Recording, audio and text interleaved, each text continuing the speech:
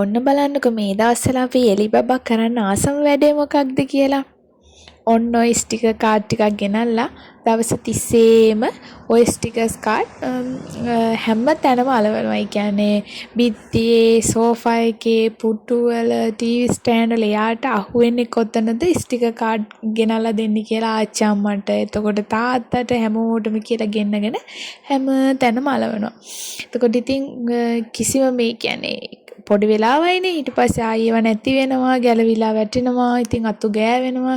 ඒ නිසා ඔන්න මේ එයා ආසායින් ස්ටිකර්ස් අලවන්න. ඊට පස්සේ ඩ්‍රෝවින් බුක් එකක් ගෙනල්ලා දුන්න ලස්සනට එයාගේ ස්ටිකර්ස් ටික අලව ගන්න කියලා. ඉතින් හරිම ආසාවෙන් ඔය දවස් 30ෙම ගෙනල්ලා දුන්නට පස්සේ මේ එක එක පාටි ස්ටිකර්ස් ලස්සනට ගලවලා මේ ඩ්‍රෝවින් බුක් එකේ අලව ගන්නවා.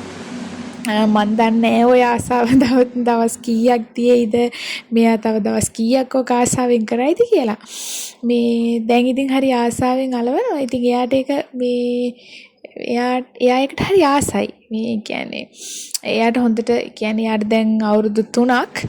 ඉතින් මේ චූටි ඇක්ටිවිටීස් කරන්නත් බබාලා පුරුදු වෙන්න ඕනේ මේ දවස්වල. ඉතින් මේ කාලෙට ඔන්න බලන්නකෝ එයාගේ මේ අලවලා තියෙන ස්ටිකර්ස් වල ලස්සන මේව එකක්වත් අපි අලවලා නෙමෙයි. එයා තනියම ගලවගෙන ওই චූටි ස්ටාර්ස් එහෙම ඉතින් එයා තනියම අලව ගන්නවා. සමහර ඒවා ඉතින් උඩ යට මාරු වෙලත් අලවලා තියෙනවා.